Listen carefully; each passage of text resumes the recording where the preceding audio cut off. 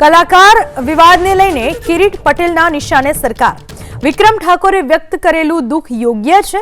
સરકારે ઠાકોર સમાજનું અપમાન કર્યું. આગામી દિવસોમાં બાકીના કલાકારોનું સન્માન થવું જોઈએ એવું કહેવું છે કિરીટ પટેલનું. ગુજરાતના કલાકારોને તમે આમંત્રણ આપતા હોય ત્યારે કલાકારો બધા સરખા હોય છે. એમાં કોઈ પણ કોમના કલાકાર હોય એમની અવગણના ના થવી જોઈએ. એટલે ઠાકોર સમાજની અવગણના થઈ છે એ વાત સાચી છે. સરકારે અને વિધાનસભાના અધ્યક્ષે આ બાબતે સ્પષ્ટતા કરવી જોઈએ અને ફરીથી વિક્રમ ઠાકોર સહિત જે પણ અન્ય સમાજના જે કલાકારો રહી ગયા હોય એમને ફરીથી આમંત્રણ આપી અને વિધાનસભાની અંદર બોલાવવા જોઈએ અને એમને જમાડવા જોઈએ. અગાઉના કલાકારો સાથે જે પ્રમાણેનું વર્તન કર્યું હતું, વ્યવહાર કર્યો હતો અને એમને જે પ્રમાણે માન આપ્યું હતું એ પ્રમાણે અન્ય સમાજના કલાકારોને પણ માન મળવું. વિક્રમ ઠાકોરને સરકારે કરેલા આયોજનમાં ન બોલાવવા બદલ વિપક્ષના નેતા અમિત ચાવડાએ સરકારને લીધી આડે હાથ. અમિત ચાવડાએ કહ્યું, ચોક્કસ સમાજના લોકો સાથે સરકાર કરી રહી છે ભેદભાવ.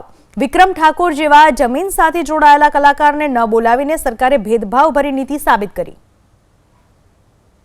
કલાકારોનું સન્માન કરવું હોય, વિધાનસભામાં બોલાવીને એમને માન પ્રતિષ્ઠા આપવી હોય તો બધાને બોલાવવા જોઈએ.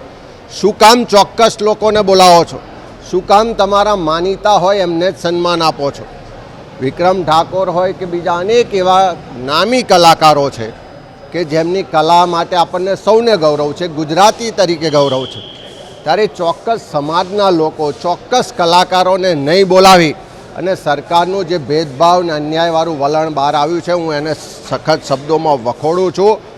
અને વિક્રમ ઠાકોરની જે લાગણી છે કે જમીન સાથે જોડાયેલા ગરીબ વર્ગમાંથી મહેનત કરીને આવનારા જે કલાકારો છે એ કલાકારોનું સન્માન નહીં કરીને સરકારે ભેદભાવની નીતિના દર્શન કરાવ્યા છે.